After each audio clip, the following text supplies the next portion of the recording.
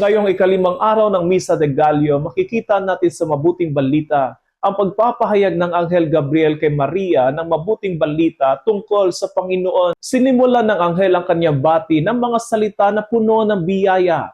Matuwa ka, ikaw ay kalugod-lugod sa Diyos, sumasa iyo ang Panginoon. Bago humingi ng anuman ang Diyos kay Maria, ipinaalala muna niya kung sino siya.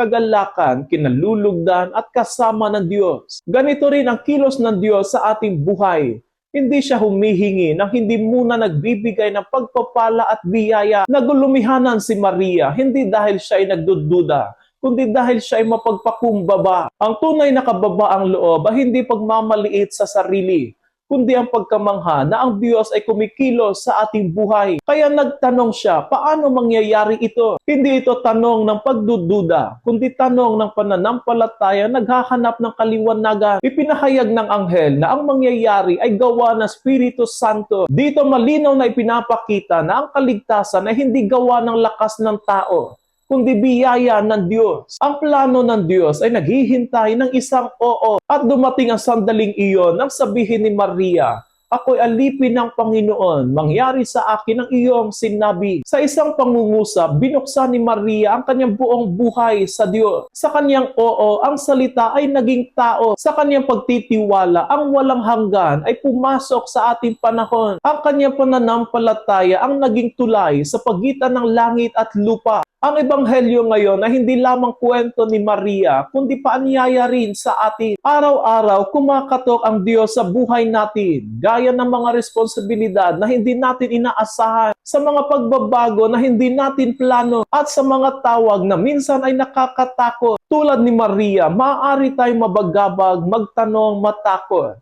Ngunit ang tanong ay, handa ba tayo magtiwala? Ang Adbyento ay panahon ng paghahanda, hindi lamang ng mga dekorasyon, kundi ng ating puso. Ang Diyos ay nais muling isilang si Kristo sa ating buhay. Ngunit mangyayari lamang ito kung ang ating mga puso ay handang magsabi ng oo. Sa huli, si Maria ay hindi naging dakila dahil siya ay perpekto, kundi dahil siya ay ganap na nagtiwala sa Diyos. Naway matutunan din natin ang ganitong uri ng pananampalataya.